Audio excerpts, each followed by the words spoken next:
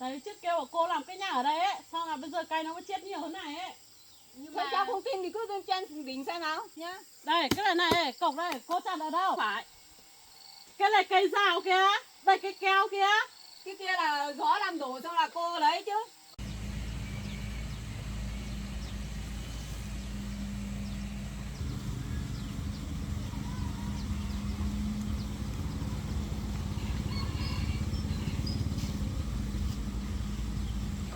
Đấy mẹ ơi, hôm qua con thấy cái này họ bảo nhận người làm ấy. Vâng, thế thì xuống đây cho mẹ đi hỏi xem. Vâng, có gì thì hai mẹ con làm. Vâng. Nhất con ngồi đây nhá, cái chị ngồi đây nhá. Để hỏi xem có dùng không.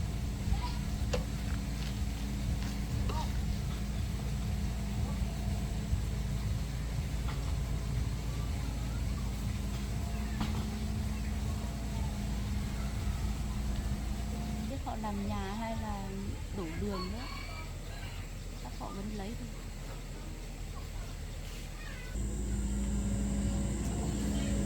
À cháu ơi, đây có dùng người làm không? Vâng, dùng một người cắt chi thôi. Thế đủ người rồi. Vâng.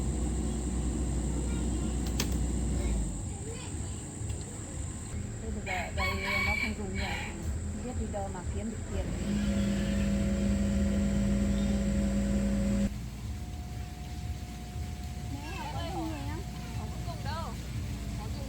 Cắt chi thôi.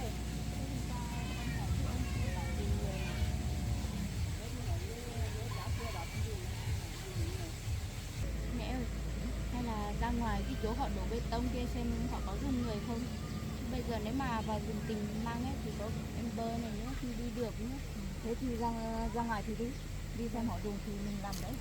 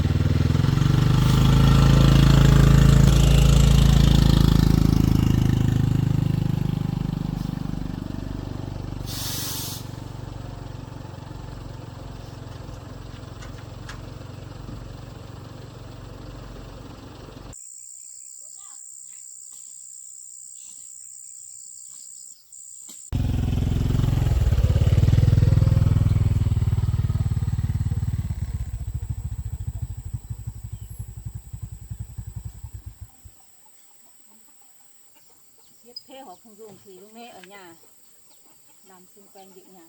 Hôm Mất qua bao nhiêu? Hôm qua con hỏi ông đấy bảo dùng người mà. Đi về nhà thôi mẹ, làm gì quanh quanh nhà cũng được. Con gà nó chỉ đây xin phá nữa, không biết vào đây.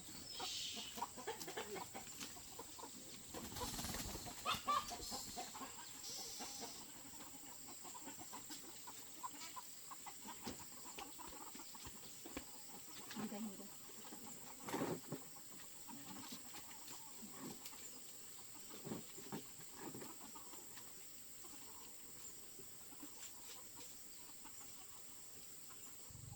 ở trên kia không biết có mang không nhỉ con nhỉ? Nó con cũng đi bóc lâu lắm rồi, chắc bây giờ mọc rồi đấy mẹ.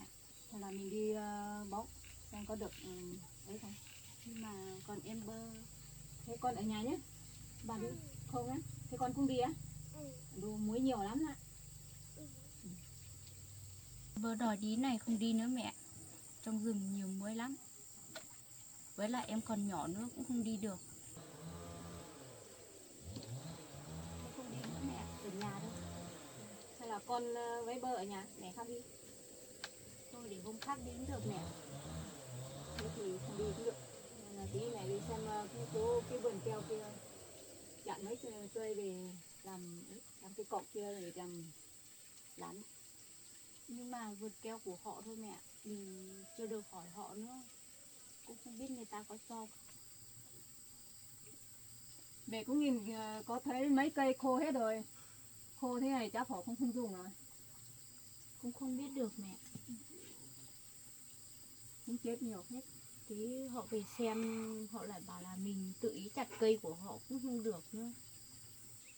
Mẹ cũng thấy khô nhiều mà con ạ. Họ không dùng đến đâu. Bán cũng không lên. Họ lấy củi về đây xa nữa, không có đường thì họ cũng chắc cũng không đến lấy đâu. Thế con ở nhà nhé. Đi chặt ở trên đây Em ở nhà để chị với mẹ đi chặt cây nhá. Vượt qua bên chỗ vật quả ở đây. Mẹ muốn ăn quả chua đây này.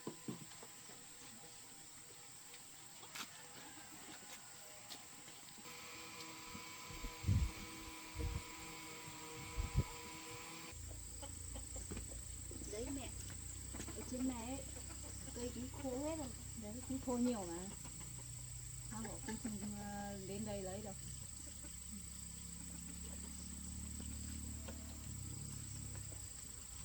Con ở đây nhá. Chặt cây ở đây nhá.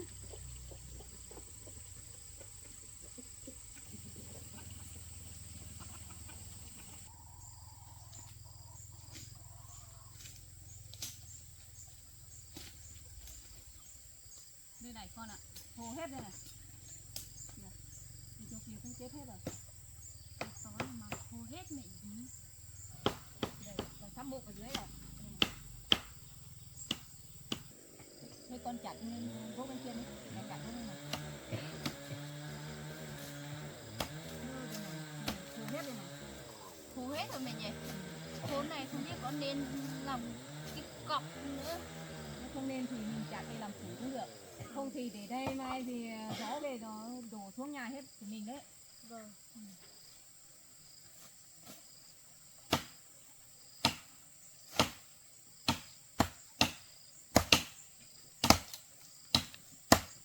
Mẹ ơi, cái này mẹ bảo làm cọc ấy không nên đâu, con thấy thối hết rồi, đây này khô hết rồi.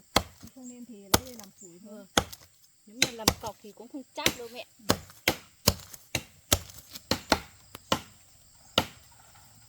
Con chặt cẩn thận nhá. Sắp đổ thì bảo mẹ xong là hổ đẩy sang bên kia không thì xuống dưới nhà đấy. Vâng.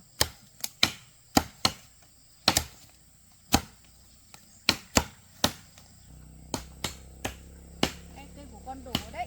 Rồi. Thì con đẩy lên trên không? Mẹ về đây hộ con đẩy xem nào, cũng qua bên kia.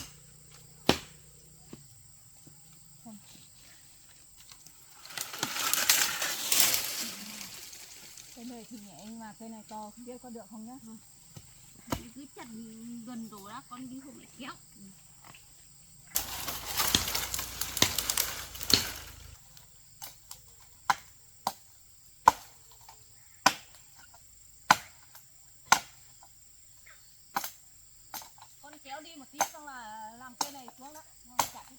cái này sắp đổ đấy.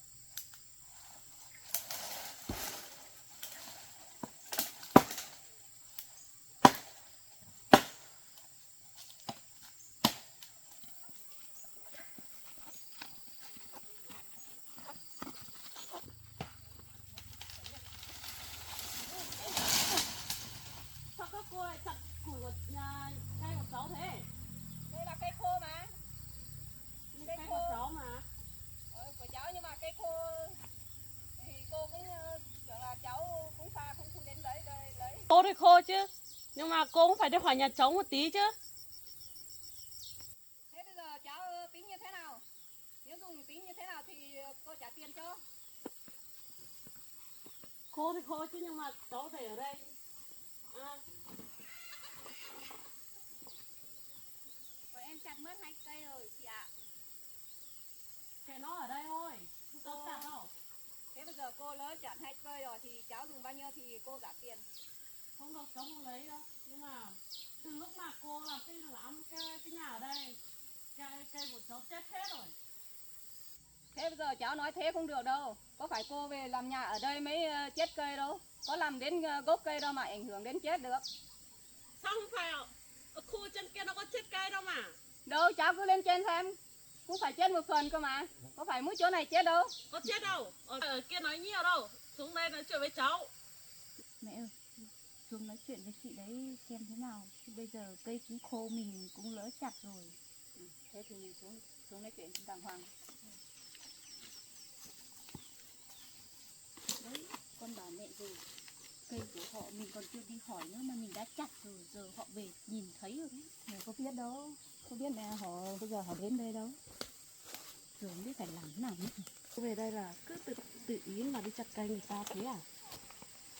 Hôm nay cháu không về đây xem cái đời cây này. Chắc có cô còn chặt hết rồi. Nếu cháu cũng xem đi này. Chặt mỗi 2 cây khô thôi mà. Có phải cây còn sống được đâu. Chặt chặt hết rồi đây. Thế hôm nay bọn em mới đi chặt có 2 cây này. Đang chặt đổ xuống thì chị cũng đến rồi. Mỗi 2 Đây cây kia khô có thấy thôi. có cây đâu. Chỗ trên không có cây ấy là nó tự chết đấy chị ạ. Không phải bọn em chặt đâu. Chứ lúc trước cũng bị gió đổ nhiều nữa. Cháu không tin thì cứ thử lên xem nào. Có gốc cây nào cô chặt đâu. Có mỗi 2 cây thôi mà. Đợt trước kia về cũng thấy có cây đây. Thế bây giờ cháu cứ lên xem đi. Bây giờ cô xem đi. Cây chết hết rồi. Các cô về làm nhà ở đây nó còn chết hết rồi. Đối cháu nói thế là được à? Cây khác tự chết á. Có phải cô đi làm chết đâu.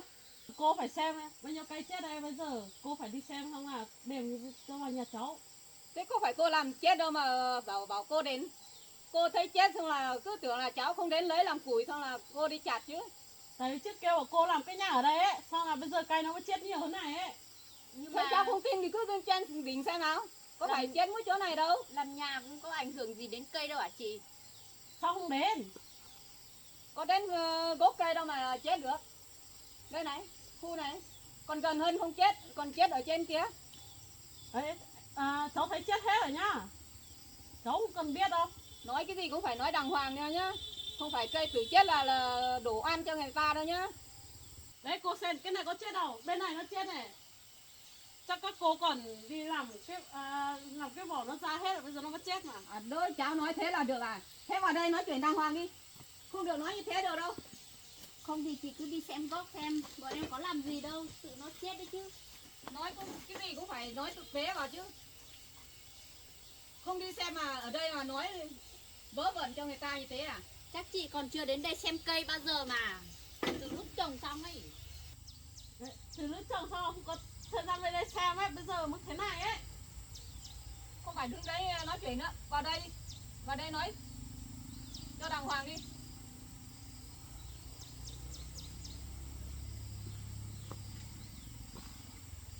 Đây vào đây ngồi đi chị.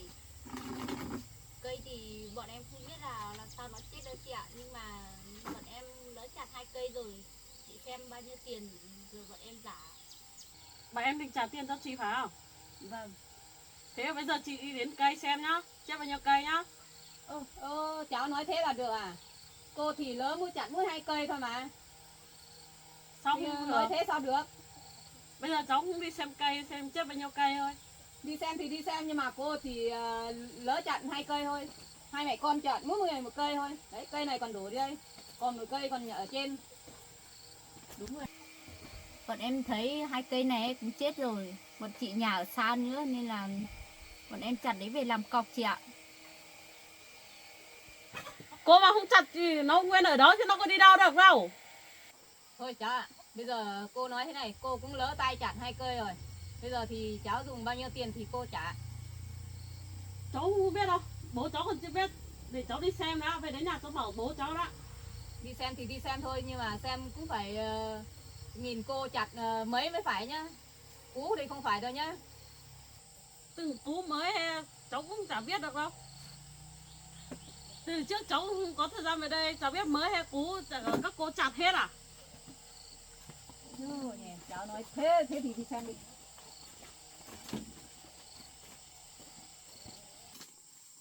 Đây này, cây này còn khô hết này, chặt còn khô hết rồi này. Nếu mà hôm nay cháu không về á, cháu còn chặt hết cái khu này luôn đấy. Cháu xem cái gì cũng xem cẩn thận vào nhá. Không phải cây đổ cũng đổ tuổi cho cô đâu nhá. Đây, nhiều cây đây. Chị ơi, cái này gió làm đổ đấy chứ. Đấy chị xem này, chỗ kia gió bẻ gấy hết rồi. Xem chặt hết bao nhiêu cây của chị đây. Đây, cái này đấy. Phải bảo em chặt à? Không, cái đấy nó bị chết chứ, có phải chặt đâu. Cái đấy bé nó làm cái gì nên. Không phải. Đây, cái này chặt to thế này cơ mà, đây. Cái to thế này cơ mà. Thế cháu nhìn rõ vào nhá. Cô thì dùng dao thôi nhá, cái kia là máy cưa cắt thôi nhá. Đây, cái này cọc đây, cô chặt ở đâu? Phải chặt ở đây, chặt ở đâu? Cái đấy cô lấy nhưng mà cô lấy gió làm đổ cái ngọn kia cô mới dùng chứ. Bây giờ cô mà nói thế à? Có phải cô chặt thì ai chặt đâu? Cái này ấy. Đứt ngọn dây xuống thì cô mới dùng chứ, có phải đi chặt lung tung đâu. Chẳng qua là hôm nay cô lỡ tay chặt cái này chứ. Có phải là lúc nào cũng chặt của cháu đâu. Bây giờ cháu không cần biết đâu, mấy cây 200.000. To thế này cơ mà. Biết cây to rồi nhưng mà nó khác từ khô thôi mà. Khô thế này, mà cô phải để cho cháu phải chặt chứ. Cô phải để chặt chưa làm gì? Với chặt cô không hỏi cháu một tí à? Thế cô cũng tưởng là cháu cũng ở xa nhà không đến lấy thì cô lỡ tay chặt thôi. Thế bây giờ thì cháu dùng thì kéo về đi, cô cũng không dùng nữa. Đúng rồi, bây giờ cô chặt thôi, bây giờ cô bảo cháu kéo về á. Nhưng mà cô cây đã khô rồi. Cháu cũng bảo dùng thì cô cho cháu, cô không dùng nữa à? Bây giờ cháu không cần biết đâu, bây giờ chỗ này hết cây hết rồi, mà cô chặt hết rồi, bây giờ cháu không cần biết đâu. Bây giờ cháu tính á, mấy cây 200.000 nhá. Cháu tính như thế nào thì tính nhưng mà tính mỗi con dao của cô chặt thôi nhá, không được là tính vớ vẩn đâu nhá. Bây giờ cháu không cần biết, cháu cứ tính là 20 cây. 20 cây cái gì chị? Chị xem kìa, cái món cây kia nó bị gió làm đổ ấy chứ. Cái kia đổ hết kìa, có phải bọn em trèo lên làm cho đổ đâu. Bọn em cũng có lấy đâu, cái kìa chị cứ nhìn thử xem. Nhiều cây chứ có phải ít đâu. Sao không phải đây? Cái này đây, cái này kia đây. Em còn chặt hết rồi còn gì nữa. Có phải đâu, chắc tại mà chị trồng thưa đấy chứ. Đấy, hai mẹ con em chỉ chặt có 2 cây này thôi. Nói cái gì cũng phải nói thực tế vào chứ. Nói phải có bằng chứng chứ chị. Đấy. Bây giờ chặt cây ở đây mà cháu còn về đây thấy rồi. Còn bảo cháu lấy bằng chứng ở đâu về nữa. Đấy có 2 cây này thôi chị. Cái món kia làm sao mà em biết được. Cái món bé bé thì trước cháu phát cho nó quăng thì cái cây nào nên không nên thì cháu phát chứ. Có phải cô chặt đâu. Sao không phải? Cái này kia là các cô chặt hết đâu. Bên kia là gió làm đổ thôi nhá, không phải đổ tội cho cô đâu nhá. Sao không phải ạ? Kia, có một gốc chặt kia. Không được đây làm linh tinh cho cô đâu. Cháu phải đây làm linh tinh cái gì? Có Cháu phải cô còn chặt thấy đâu. luôn Cô rồi. lỡ tay chặt hôm nay chặt mỗi một cây đây thôi. Dùng thì lấy về đây. Dùng bao nhiêu tiền thì cô chặt. Đây, Cô nói chặt thế hết rồi rồi đó. xuống dưới thì kéo về đi. Thấy con cô với con gái của cô chặt nhá. Đây, 2 cây đây này, cô chặt đây này. Đi kéo về đi, cô có dùng đâu. Nói thế cũng nói được. Đây cái là cây này các cô chặt đấy. Thế con đi, cháu đi xem nào. Có gốc cây ở đâu đâu. Đây mấy gốc Sao kia không cũng chết phải? hết rồi. Kìa, gốc kia, đây kìa. Đi đếm xem nào. Được rồi, bây giờ cô không phải nói chuyện với cháu nữa đâu. Cháu đi về nhà nói chuyện với bố cháu đã. mẹ cũng lỡ tay chặt mỗi 2 cây thôi. Nó vì làm thì thế được à? Giờ lại bảo khu này mình chặt hết, Đó. mình có chặt cái gì đâu. Gió làm đổ hết kìa, bẻ cả cành đó, bẻ cả gốc cả ngọn chứ. Thua cái người đấy nói không hiểu thế nào. Thế thì Giờ làm nào? Giờ làm thế nào mẹ ơi? cháu ơi, chờ cô đã, Cái gì? chờ cô một tí đã.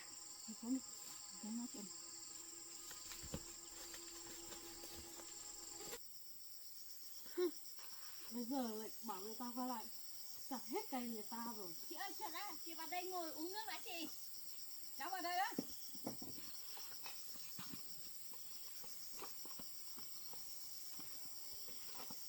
Em phải lấy nước rót cho chị để uống. Cháu vào đây ngồi đã.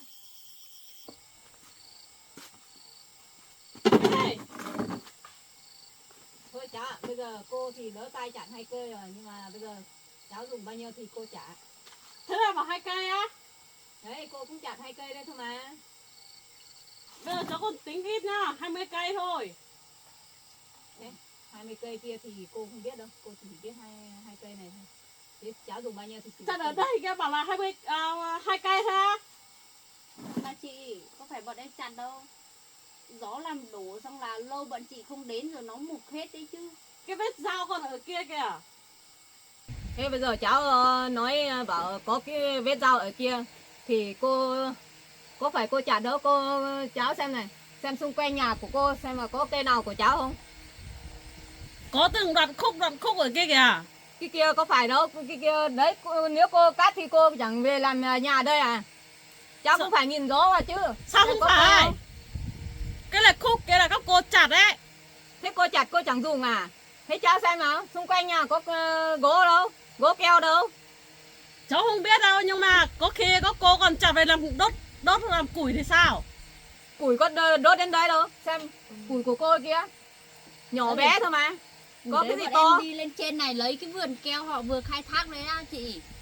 Bây giờ nếu mà cô với chị chặt trả cho em 2 triệu thì em sẽ không về nói chuyện với bố mẹ cháu nữa. Đôi Có được cháu, không? cháu nói thế là được á. Cô thì chặt mỗi 2 cây thôi, nhưng mà đổ tuổi cho cô hàng 20 cây cả. Sao không phải? Trả 20 cây đấy. Cháu Cháu nói còn thế, tính ít đấy. cháu nói thế thì cũng vô lý lắm nhá. Vô lý cái gì? Đây ở kia, còn đi xem đây ở kia kìa. Đi xem cô mà có phải của cô chặt đâu. Sao không phải? Cái này cây rào kia, đây cái keo kia. Cái kia là gió làm đổ xong là cô lấy chứ, có phải đi chặt ngọn gốc đâu. Gió đổ thì làm đổ chứ. Cháu bảo cô đi chặt à? Chị ơi, bây giờ ở đây cãi nhau cũng chả giải quyết được cái gì đâu. Nếu mà chị cứ khăng khăng bảo 20 cây ấy thì bọn em không chặt được bằng đấy đâu. Còn những cây mưa gió ấy thì bọn em lỡ chặt về làm cái cọc kia rồi thì bọn em sẽ nhận là 5 cây gì đấy. Đấy, nay bảo không được chặt, bây giờ được nhật chặt chưa? Không, cái đấy là không phải bọn em chặt mà là gió làm đổ nên là khô để đến chả làm gì, bọn em lấy về làm cọc thì chị ạ. Thấy lúc nãy vừa mới nói xong em đi về nhà, chị đi về nhà bảo bố cháu, em nhá. người nói chuyện với cô một tí á. Bây giờ cháu không cần biết đâu. Chờ nói chuyện chung với cô một tí. Bây giờ sao? Thế cháu cứ vào đây đi, vào đây với cô nói chuyện một tí. Thôi cháu ạ, bây giờ cô cũng lỡ tay chặt 2 cây rồi, nhưng mà bây giờ thì cho cô xin lỗi, xong là cho cô trả cho cháu 500.000. Alo, thế mà được à? Thế cô cũng trả bằng đấy thôi, bây giờ thì cô cũng không có tiền rồi. 2 cây gì? Hôm nay con gái bảo là 5 cây cơ mà. Con gái còn tính bảo là 5 cây rồi đấy. Lúc đấy 5 cây thì con gái thì cứ tính cả cái ngọn gió làm đổ thôi. Đây, 5 cây nhưng mà có phải cây nào cũng to như cây này đâu chị. Có phải đấy, mình chặt đâu. cây bé tí. Nhưng thế là bé tí à? Thế cây gió làm đổ thì cô nhặt về cám cọc thôi, có phải làm cái gì đâu. Không lấy thì để đấy. Bây giờ nó còn mục hết rồi đấy. Đấy, không lấy thì cũng mục hết rồi. Nó mà để kia còn làm được hàng đống củi kìa. Thế cái kia có thấy cháu về lấy đâu, còn mục hết kia. Sao không về? Chứ qua không có thời gian thôi. Thế con ơi, con về nhà lấy 500 chị về trả cho cháu đi. cháu bây giờ cho cô trả 500 nhé. Đôi 500 à? 2 triệu ấy. 2 triệu á? Thế 2 triệu thì cháu bắt cái cây về đi, cô cũng không dùng nữa. Thế cháu không biết đâu, cháu đi về nhà hỏi bố đã. Cây to thế này chắc là phải lấy thuốc đổ vào gốc kia chắc nó mới chết được ấy. Cháu xem cái gì cũng xem cẩn thận này nhá. Cây già nó không chết nữa, có phải nó sống lâu đâu. Xem người già người trẻ chứ. Thế chả phải. Đây chị xem đi, bọn em có đổ thuốc gì vào gốc đâu. Chị Đổ cũng thuốc lên nó trên chẳng kiểm là tra chết đấy. à? Mũi kê Ê. không chết à? Cây nó còn to thế sao nó chết được ạ? Làm sao mà bọn em biết được, chắc là do đất đấy chứ. Thôi bây giờ không nói nhiều nữa, đi về nhà nói chuyện với bố xem đã. Chị ơi, chị có gì thì cho bọn em xin lỗi chị. Chị từ đã chị. Không cần biết đâu, đi về nhà bảo bố đó. Đấy mẹ, lúc nãy con đã nói với mẹ rồi. Mình còn chưa đi hỏi họ mà mình đã chặt rồi. Mẹ cũng nghĩ rồi, nhưng mà mẹ cũng nghĩ cây khô họ cũng xa nhà không đến lấy thì mình chặt thôi. Nhưng mà bây giờ mình lỡ tay chặt rồi, nhưng mà trả tiền cũng không dùng. Nhưng mà mẹ xem cái người đấy thì chắc cũng không hiểu cái như gì đâu. Nhưng mà đây là cây của họ, nếu mà họ bắt đền thì mình cũng không nói được chứ. Bắt đền nữa nhưng mà mình đã trả tiền nữa, nhưng mà họ không nhận chứ. Cây khô nhưng mà để đây cũng lâu nó cũng hỏng thôi mà. Mấy con sao mà nhận 5 cây chứ. Cái đấy thì nó khắp đổ chứ. Con cũng không biết, con cứ nhận thế cho chị đấy bỏ qua cho mình. Nhưng mà biết đâu chị đấy lại không bỏ qua, lại còn tăng thêm cây nữa. Bây giờ phải bảo bố cơ. Bảo bố phải phạt 2-3 triệu vào cơ. Bảo dám chặt cây của mình.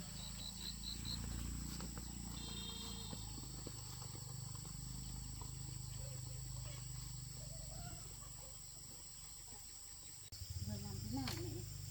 Giờ còn làm thế nào nữa? Mẹ lỡ hay tay thì chặt thôi.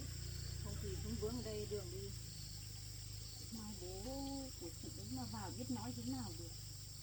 Chứ chặt không là kéo ra kia để kia. Không thì ở đây vướng đường đi. Đấy, ở trên kia còn khô hết rồi này.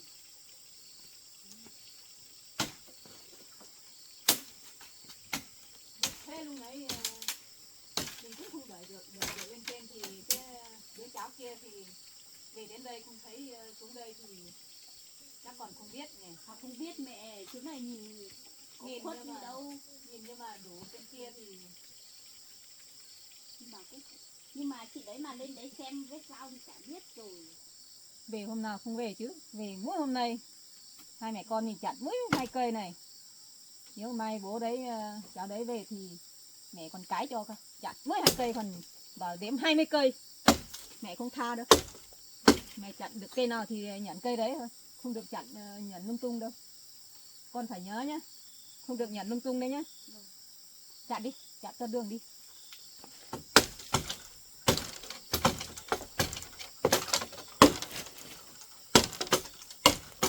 Mà mẹ ơi, sao cái anh kia bảo chiều nay về vườn ruộng không thấy về? Giờ cũng muộn rồi nhưng mà chưa thấy đến đâu. Không biết có về không nhé. Không biết, tí xem có thể đến không.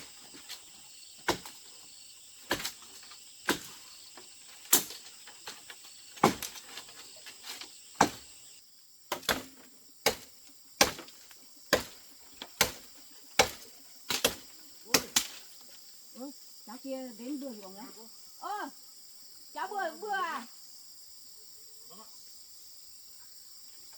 Thế cháu vừa đi, vừa cho cô đi. Cái này cháu bừa nhưng mà không có nước, bây giờ cháu mới ra bừa được. Bây giờ bừa đi, bừa để xong cho cô cấy.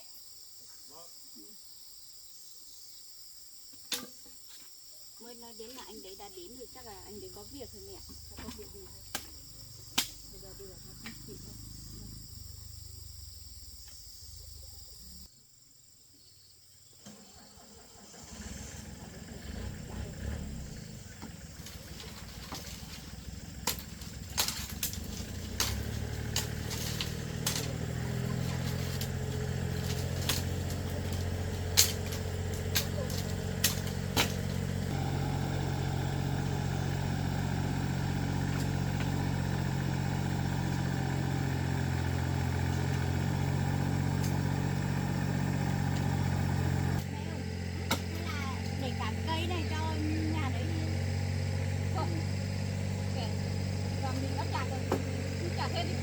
cà phê xong kéo sang bên kia thì mai hỏi đi xem lần nào mình cũng phải trả tiền.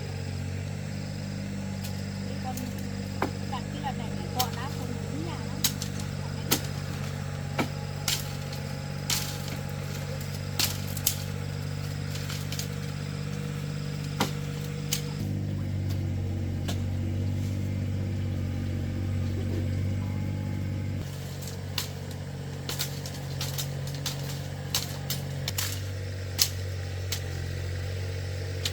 Hai cây khô không phải 2 triệu tiền. Nơi mai lớn có được 200.000 không? 2 cây còn không được. Thôi mẹ, giờ mình đã lớn tay chặt rồi không nói nữa. Để lúc nào xem bố của chị đấy mà vào đây ấy thì mình trả tiền thôi. Bây giờ nó cũng khăng khăng bảo là mình chặt cây của nó rồi. 20 cây nữa. Vốn rất là đấy mẹ. Cây của nó ấy.